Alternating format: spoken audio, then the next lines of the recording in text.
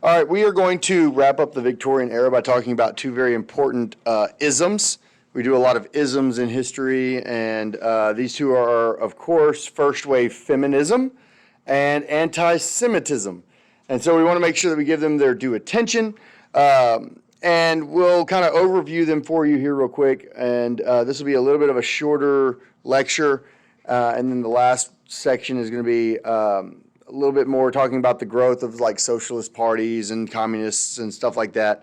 Very, very important. But you need to understand there's a very important cultural conflict that is raging within all these other political schemes and cultural conflicts that are going on. We see the fight over the role of women and the emergence of feminism. And I want to make sure that we give you kind of a helpful definition of feminism, a true definition, which is, they say that feminism asserts the claim that women are fully human, not secondary or inferior to men, that women have been oppressed throughout history, and that women must recognize their solidarity with other women in order to end that oppression and create a more just and equitable society. Well, that sounds nice. You know, women are not secondary citizens. They had been oppressed. Very true. They got to stand together. Women, unite, stand up for what you believe in. And so these ideas really kind of go back at least, a century. Going all the way back to like Mary Wollstonecraft and her specific works on feminism and how those works kind of demanded equal voting rights and education and things like that. And that's all part of this. But you also see that this is a call for equality of American citizens, women, but really American citizens. And that's growing out of all these revolutionary ideas and then the Civil War and all of these things. Women had not always been treated all that well, right? And we talked about, the Republican motherhood and all this stuff where, women are expected to be the backbone of culture and society, but not be getting any of the benefits of culture and society, right?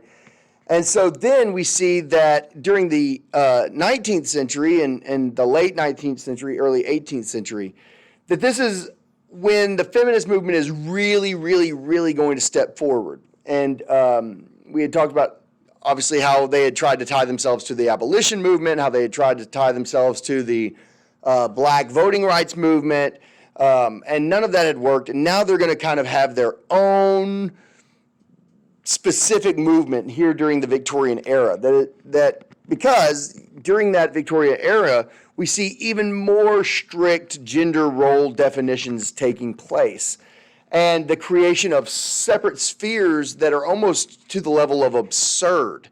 And it just gets to the point where women say, we're not putting up with this anymore. And so we're not going to let people, tell us what it means to be a woman or what we have to dress like or what we have to do and all these things in the home. Now, a large part of society argued, well, it is important for men and women to have different roles because men and women are better and, they are good at different things. And so that there is this idea that, men are on average and typically stronger than women. That means that on average, the average male should take on more, the heavy lifting, manual labor type roles. Women are generally more emotional, not in a bad sense, but, and I know that sometimes that's kind of used as a, put down of women. Oh, you're so emotional, right? And I think that to some extent is how that word is used sometimes, but in reality, being more emotional as the more emotional sex is really actually really important because a lot of times men will miss things because we look at things too analytically and we miss out on, like especially with children, how children are feeling and how the atmosphere is affecting them. And women pick up on those things more adequately and they perceive them much better than men do.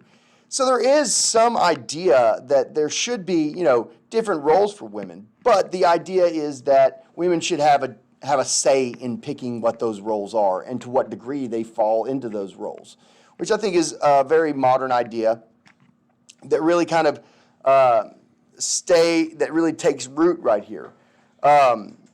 Women, they really had no legal identity.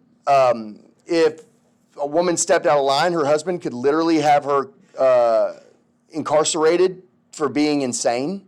Just say, hey, I want to classify her as insane, and literally just lock her away as punishment for her not doing what he told her to do or something.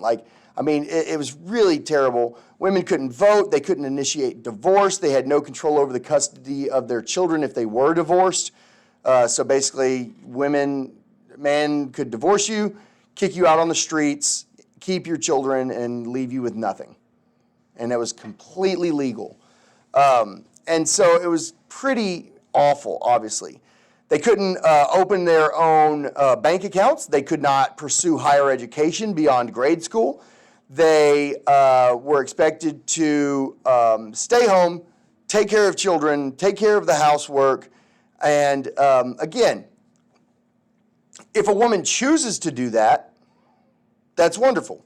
My mom, for the majority of my life, she did do some substitute teaching, which I know that some of y'all might think your mom's embarrassing, but at least she's not literally in the classroom with you, except, a couple of us, you have that lived experience, and it's great, right?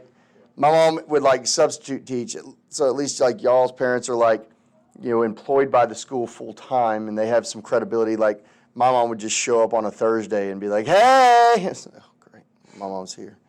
But for the most part, she chose to be a stay-at-home mom, and that was her choice. It was not forced upon her. In fact, it was probably more inconvenient for our family that she did that, but it was important to her.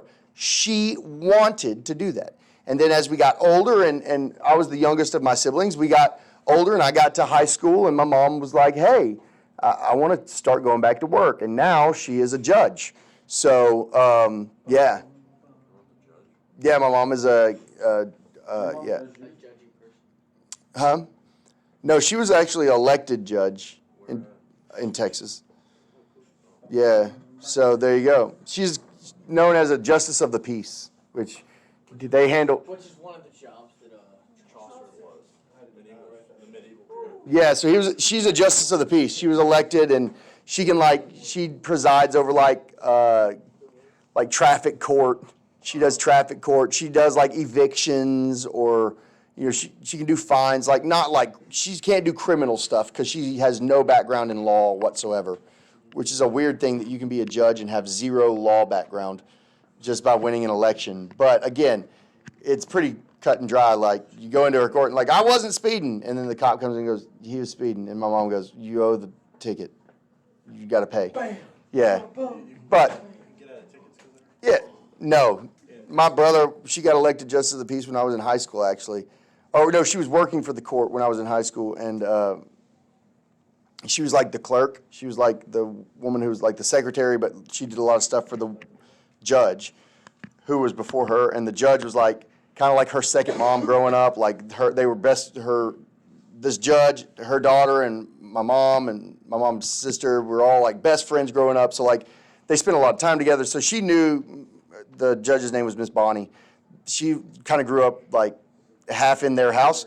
She worked for her, and so my brother got a ticket, and Miss Bonnie was like, oh, well, since you're, Cindy's son, I'm going to take it easy on you. And my mom was like, maximum community service, please. Yeah, my mom is not one of those oh, I'm not abusing my power to help you out. Heck no. In fact, I'm going to make an example of you because that's my mom. So I'm sure you can all probably identify with that to some extent. Hold you to an even higher standard. I was like, Mom, okay, whatever. That's ridiculous. But he had to clean trash for 6 Saturdays because he was speeding 8 miles an hour over the speed limit in a 70 mile an hour zone. It was He had to do like 50 hours of community service. It was crazy. I know, I was like, Mom, like looking back at it, I was like, geez, he should have run away. Like that's awful. So first wave feminism will then stand against this discrimination that women were feeling. They were especially interested initially in property laws that allowed them some control over what they could have with their children and their family. And also they wanted the right to vote. So it's a defining characteristic is this idea of standing against discrimination in these three ways. And I think the right to vote becomes the most famous, certainly for women at the time, and first wave feminist. I should say that, women, it was argued that women were only inferior because of their educational opportunities. They were inferior meaning that they weren't educated at the same level and standards as men. And so, this created an inequality of what they were able to do in society. And then society says, see, you're not as able to do as much, so that's why we can treat you differently. And the women are going, no, we can't do as much because you won't allow us to learn how to do more. So you're justifying treating us worse because of the standards that you've put on us to justify treating us worse. So realistically, if you just let us get more educated, maybe we can show you that we can actually do more things. And so that was really one of the things that they really fought for, was the opportunity to really be educated at the same level. That would take a really long time. I mean, all the way up into like the 60s. Most women were barred from higher education in some areas. The 1960s, 1970s. I mean, if you've seen, what's that movie? Hidden Figures? Y'all seen that? The NASA lady? Yeah. And so like, remember when that one lady was trying to get in to be an engineer? And they kept telling her, you can't get in, you can't get in, you can't be an engineer, right? And it wasn't because she was black, it was because she was a woman. She was like the first female engineer at that school's history in the engineering program. Like all the way up until like 1968, 1970, like these higher education fields, people just thought only men can do that. Men can be engineers. Women aren't smart enough or aren't capable enough. Women can't deal with the stress that comes with being an engineer. And it's kind of, so that lasts a long time, and they're going to fight for a long time to get that. Biologists would routinely claim that women were simply, psychologically less intelligent than men. And so now you start to see we get some of that pseudoscience involved where they're just like, just women, it's clear. Women are just not as smart as men. Well, yeah, if you take a 15-year-old boy and a 15-year-old girl and you've trained and you've allowed the 15-year-old boy to go to grade school all the way until he's 15, but you made the girl stop going when she was 8, and then you give them a test when they're 16 and you go, see, the boy's just smarter. Well, yeah, because you made the girl stop going to school 8 years ago. Right? And so it was kind of very sexist claims and all of these things. And they would attack and belittle women. And you had, female scientists that were trying to stand up. You had all the way up until like, World War I, you have Hedy Lamarr, Hedy Lamarr? What? Yeah, Hedy Lamarr. She was Austrian, I believe, woman. Her husband was an inventor, but she was really the brains of the outfit, but she never got her name put on anything because at the time women couldn't apply for patents or anything. She invented Wi-Fi in 1938 and Bluetooth, literally. She invented the idea for Bluetooth and Wi-Fi in 1938, but had to put her husband's name on it because women weren't allowed to be scientists and invent things. So, I mean, you're talking about something that this is going to take a long time to fight through, and it's going to be small steps, right? What even makes it worse is that, remember, it's the Victorian era, named after Queen Victoria. The British Empire is the largest empire in the nation. This is the most powerful woman in the world. She is in charge of the entire British Empire. She is queen. Even she was like, women's demands for equal rights was, quote, a mad, wicked folly, forgetting every sense of womanly feelings and propriety. Even the queen was against women having full rights. Like, this is from the top down. They don't want women to have rights. And so again, just, she's on her own. So what is going on? So in response, of course, to first wave feminism, mentioned the education point, and they win their first goals, which was, they're trying to get the right to vote and economic independence. And so those two things are going to be a major goal all the way to like 1867. The National Society for Women's Suffrage is founded and spreads across the continent of Europe over the next 2 or 3 decades. And the word feminists only really comes about really towards like 1890. So the movement is going back even further than that before the term feminist even shows up. The struggle for the right to vote was closely aligned with other campaigns. It would be misleading to claim that it was primarily focused on the vote, although voting is a big deal. But feminists see it only as a component that is needed to make women fully equal. An iconic example of this would actually be their attitude towards marriage for middle-class women. Marriage was an accessory, or it was mandatory, basically. It wasn't a choice. Working-class women had to work in terrible conditions to survive. If you weren't married and you were middle class, it was very, very, very likely that at some point in time you were going to be driven to prostitution. Yeah, for real. And sometimes women would be driven to prostitution by their husbands. Yeah, I mean, he had complete control. He'd say, hey, you either go out there and make you some money with what you got under there, or I'm divorcing you and taking the kids, and you're going to be broke. And the woman had no ability to push back against that legally. She literally had to do it, or she could end up with nothing. And so, obviously, they see this as a very, very terrible way of life. It's brutal economic and legal conditions for lower class women. And if you were unmarried, you were really in a bad position, because if you're unmarried, who's responsible for you? Well, your parents. And what if they're tired of taking care of you? They're kind of fed up. We keep setting you up with nice men. We want you to get married, and you keep rejecting them.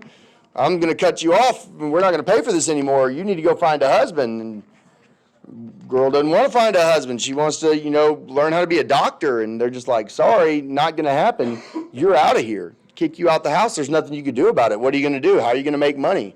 Prostitution a lot of times. And so it's a really, really tough thing. And then, women, like I said, they were victims of, if they were to cheat on their husbands, you're destitute, you're broke, you lose everything. But men, they can cheat on their wives and have zero legal recourse because a woman couldn't divorce her husband. So he can do whatever he wants. And she can't do anything about it. She messes up one time, and he can threaten to end her completely. So they're saying, hey, we need to get out from under this. We need economic independence. We need to be able to support ourselves before we get married. And also, when we do enter into marriage by choice, we want to be able to retain what we bring into the marriage, right? We want to be able to continue to hold on to that money and hold on to that job. But it takes a long time, and it's not really until like the 1920s where we really see, it's a change in the rights to vote, and some of this stuff, these rigid gender distinctions are going to start to fall apart. But again, 1920, so it's going to be a long haul. 1930, somewhere in there, So unfortunately, there's another sort of problematic thing here. We said is the pre-World War I anti-Semitism. As we get to World War I and obviously World War II, there is extreme anti-Semitism. It's going to be problematic. It's the root of the Holocaust and so forth, and it's something that we're going to definitely be delving into and talking about over the next coming weeks. But next year, we don't really have time to kind of get into what are the roots of anti-Semitism, why do people not like the Jews, what's really going on there. Next year, and I strongly encourage you to take the World civilization part, we really do kind of get into the background of that. But just kind of a flyover is the Jews in Europe and in a lot of places, one, they were blamed for killing Christ, but that's really a small part of it. They also believed that like plagues and stuff like this were because of the Jews like cursing people and all of this stuff. They thought they were like, I know, it's crazy. Because the Jews, like a lot of Jewish people never really got sick or died from the plagues like the rest of people did, because they had these customs that are like ceremonially and ritually cleansing and stuff, like washing their hands, which was something that the Bible told them to do, that the Torah tells the Jews to do. You have to wash your hands before you eat and all this stuff. Well, obviously, even if you don't know anything about germs, if you're washing your hands regularly because you're not supposed to eat with unclean hands because that might damage the temple that is your body and then disrespect God, and nobody else is washing their hands, when the plague comes through, those people who ain't washing their hands and just eating stuff after they've touched something that's infected, they're going to get sick and die, while the Jewish population is washing their hands and cleansing themselves and not, like, they can't be around dead people. Jews aren't allowed to touch dead people, like, and so, like the Black Plague, that spread when you touched dead people and were around dead people. So they're not going to be dying, so that's going to lead to some hatred when it comes to some of that stuff. Like, and so that's kind of a brief overview of the anti-Semitism of where it comes from. But Jews, you know, again, that's kind of where it starts, and we can't really get into much more than that. But their anti-Semitism is just prejudice against Jews. It's been strong in Europe for centuries, even millennia. And then comes the Dreyfus Affair. And the Dreyfus Affair is going to take place in France in the 1890s. A guy named Richard Dreyfus, he's a Jewish military official. He gets framed for espionage. And he gets framed and he gets stripped of his rank and then imprisoned. And this huge, enormous public debate breaks out in French society over whether he's guilty or innocent. And most of it revolves around the idea that he is a French Jew. And the anti-Dreyfus people they argue that no Jew can truly be a Frenchman. That Jews can't be French or English or German or Polish or Italian or Spanish. You can't really be a Jew. You can't be any of those things if you're a Jew, because the Jews see their identity as a Jew above their identity as anything else, because of being the chosen people of God. That's their number one identifying thing. So the idea is, you know, you can't trust these people with anything, because nationally, and you can't count on them to fight for your country, because at the end of the day, they are only interested in being Jewish and the Jewish, you know, story and the Messiah, and they're waiting for all this. They don't really care about countries, because the countries are going to come and go, but they're always going to be Jewish. And that really makes people upset. Now, eventually, the Dreyfus Affair ends with him being exonerated and released, but not before anti-Semitism was elevated and becomes one of the characteristics of the far right. And in France, some educated European Jews concluded that the pursuit of not just legal equality, but cultural acceptance was doomed, given the strength and the nastiness of the anti-Semitism that they saw during this. And so you're going to have a new movement start because of this idea here that we as Jews are never going to be accepted in European, you know, society. So you end up with the Zionist movement, which is the idea that we should go back and reestablish and retake and move back to the land that was the promised land given to Abraham by God, and that we should create a new Israel, and that we should go back to our homeland and just live there. Well, that's going to be a problem for people, particularly the people that are living there. Because for the last couple hundred years, since the end of the Byzantine Empire, which again, lack of context there, but just understand, fall of the Roman Empire, even during the time of the Roman Empire, this area was going, that is now Israel, was going by a name The Romans called it Palestine, and they called it the home of the Palestinians, all the way back to Roman times. But that was Rome that gave it that title. The Jewish people before that had said, no, this is Israel, right? Until there's a lot there. Just read the Bible. Get a history lesson there, or come learn in Western Civ. We kind of get into the more details of that. But they decide we're going to create our own Jewish homeland. Well, people live there. And so Zionism is going to have the major a major problem ultimately. And following World War II, actually, when they win, because the Ottoman Empire was actually on the wrong side of this to some extent, they end up taking the Palestinians' land and creating Israel in 1948, which is kind of gives us a bunch of problems in the Middle East. And yeah. But Israel definitely deserves to have their own nation.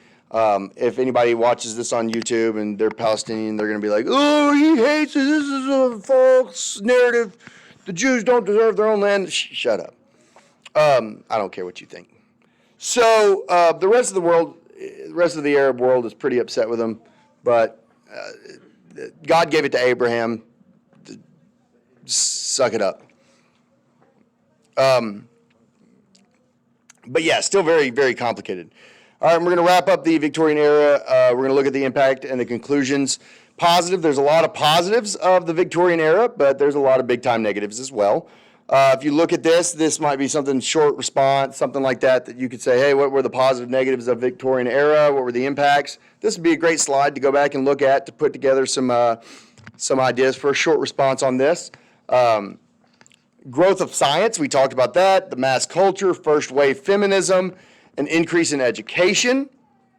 All of these things were very, very good. On the negative side, though, you end up with the pseudoscience, which we talked about how that's dangerous, class conflict, anti-Semitism, and,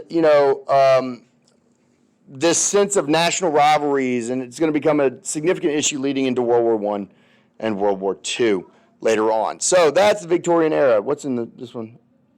Oh, yeah, that's the Western frontier. We're going to talk about how America just took the land from the natives, because that's also happening during this time frame. So thanks, and we'll do the last one tomorrow.